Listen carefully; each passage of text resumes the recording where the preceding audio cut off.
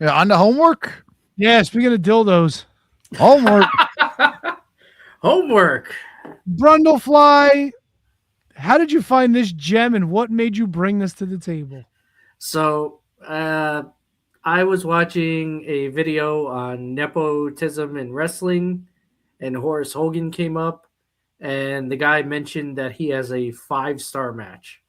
Okay. So as soon as they mentioned Horace Hogan is involved in a Meltzer 5-star match, I had to search it out.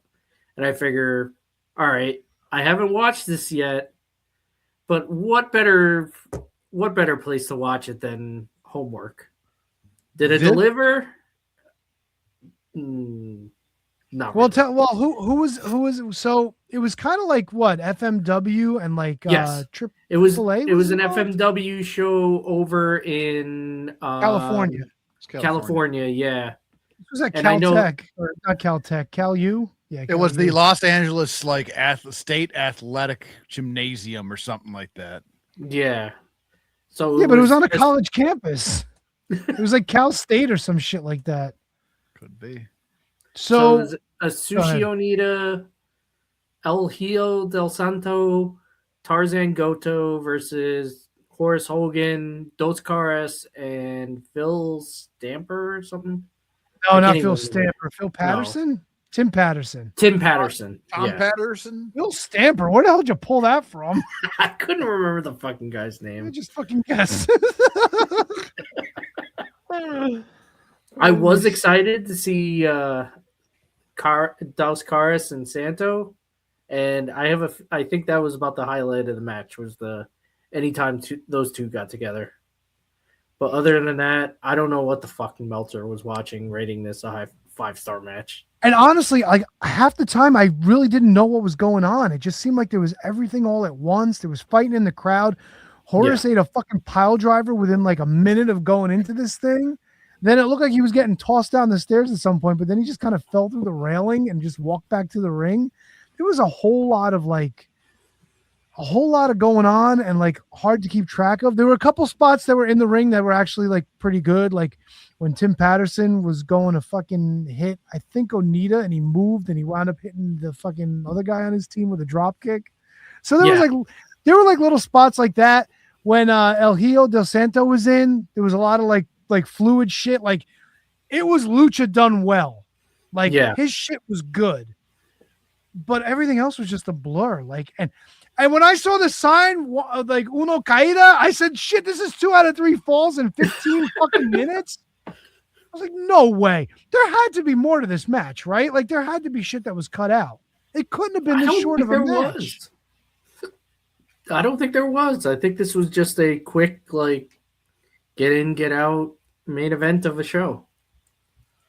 I don't know, man. And it's weird because to me, it was telling that Meltzer, despite his love right now for AEW, it just goes to show that, like, when he has something he's in love with, he fucking beats it to the ground. Had to have been. There's no other reason for this to get a 5-star. And I think it was his love for Santo and Caras. Had to have been. Put it over the top. Yeah. There's no way Meltzer's an Onita fan, right? Like, couldn't have been. That's like not his. Yeah. But like, what do you think? Like, I don't know, man.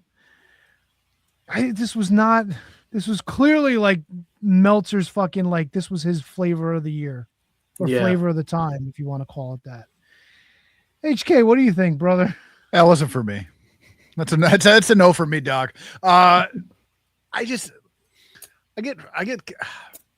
It starts off and it's fucking chaos, right? It's just absolute chaos. And then when they're like, okay, but now we're gonna have a tag match, I was like, what the fuck? Don't fuck me on this. Like, don't everything's chaos, and then now we're gonna have a tag match, and then go back to fucking chaos.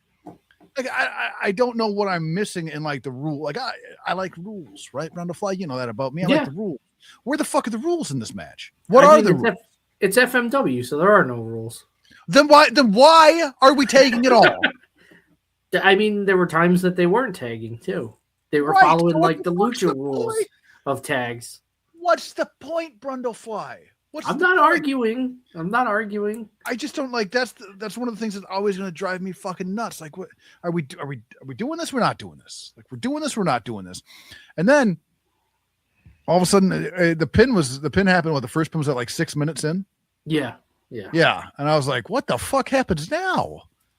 Oh, no. Yeah. I was the same way. I was like, wait, this is a 15-minute match. What are they going to like fight for the next 10 minutes? Right. And I have no idea.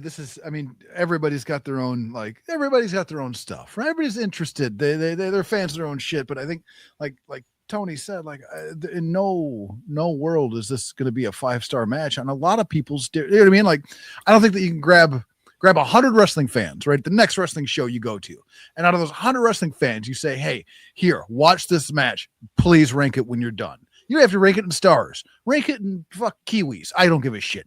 Yeah, how many Kiwis? It's a 5 Kiwi rating. And there's nobody giving it 5 Kiwis. Nobody. And this fucking slap nut is going, yep, that's a 5-star match for sure. Yeah. How did he gain credibility, this asshole? Anyways. I appreciate you bringing it to the table, Brundo Fly, but I it was not for me, man. Just not for me. I mean, I feel like this was what homework is like you find this random match and it's like, okay, this is either going to be a big piece of shit or it's going to be entertaining. So, yeah. It's not all wins. Yeah. I'd probably give it a Kiwi and a half, maybe 2 Kiwis, just because there was some pretty good wrestling in there at points. Yeah. But for the most part, no. I will say this match made me want to watch more Santo and Casas. I'm gonna try and absolutely try and find stuff because I mean Casas is still fucking going. I think that guy is like ageless. Jersey Cow Jesse says everything must be ranked the Kiwis from now on. There you go. Yeah, like did I think this had really like no value? No. Like, I mean, I'm sure the people there, like they were all into it and like it just reminded me of like the ECW brawls. And then when they got in the ring, they kind of were following the lucha rules anyway. And like I said, there were some bright spots where these guys were like competent in the ring. Like the spots were good, especially when El Hijo was in there. Yeah. You know? I enjoyed his stuff, man. And it was like lucha the way lucha was meant to be, like real fast moving with the arm drags. And it wasn't like the guy gets shit canned and then like he's got to stand around and wait. Like Santo was moving. Like everything was there where it needed to be and boom, boom, boom, you know? 5 stars? No. Was it okay? It was okay. I'll be in the middle on this one. I didn't absolutely hate it. I didn't love it. It was there. There were good enough spots for me. It was weird too because it felt like a mix. Like if you're an FMW fan, you're gonna like some of it, but you're not gonna like others. If you're a lucha fan, you're gonna like some of it, but you're not gonna like. It was like mixing 2 styles together that just didn't really mix. Oil and water. Yeah. So HK, up, middle, down. I'm a down on this one, man. I'm a downer. Brundo, what are you thinking? I'm gonna go 1 thumbs up. It's definitely not a 2 thumbs up, but I didn't hate it. Just because I can't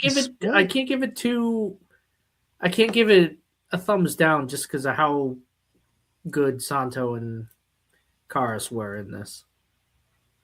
Yeah, but I think there was enough like Slabadoo like that didn't put it over the top for me. But yeah, I'm in the middle. I'm comfortable with Slabadoo, huh? Yeah, Slabadoo. Slabadoo. I think Slabadoo was one of the guys in Breaking, wasn't he? Slabadoo and Boogaloo Shrimp. Well, we're gonna go. I guess the streak's over though, right? I